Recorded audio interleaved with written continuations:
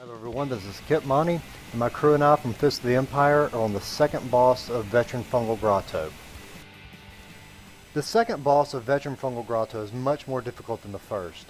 She's got two main mechanics that you have to watch out for, and if you're not familiar with these mechanics, this can prove to be one of the hardest fights in the game. The first one you're about to see here, she casts this purple ball at me. It kind of looks like Ryu from Street Fighter casting his Hadouken at somebody, except it's purple.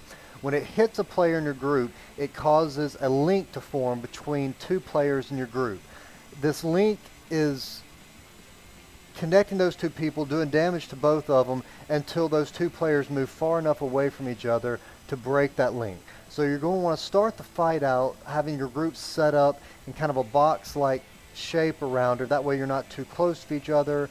So when she casts that tether out, you're not having to worry about people getting away as much. As long as your group is halfway paying attention, they should have plenty of time to move apart from each other and not take a lot of damage from that tether ability. It's very important though that your group is paying attention for that tether.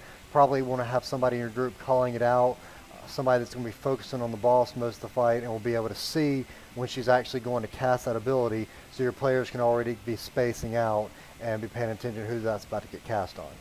The second main mechanic in this fight is the slow-moving projectile of death. If you've played other MMOs or RPGs, you've probably seen this mechanic in some shape, form, or fashion in other games. It's displayed in this game by 4 adds appearing around you, chaining you to the ground as this sword slowly moves down towards your body.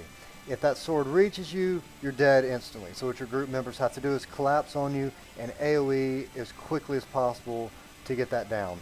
Now, this ability is always going to take place shortly after a tether.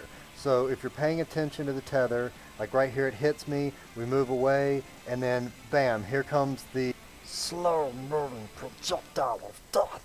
Your group should have no trouble reacting in time to put out enough AoE to get those adds down before someone dies. I would suggest saving any ultimates, conserving a little bit of mana and abilities for that part of the fight, because that's the most crucial time, is getting those adds down before someone dies. Also during the fight, occasionally other adds are just going to appear that need to be AoE down. The boss will vanish from time to time. No big deal with either of those mechanics as long as you're paying attention to the tethers and the slow-moving projectile of death. You shouldn't have any issue taking this boss out.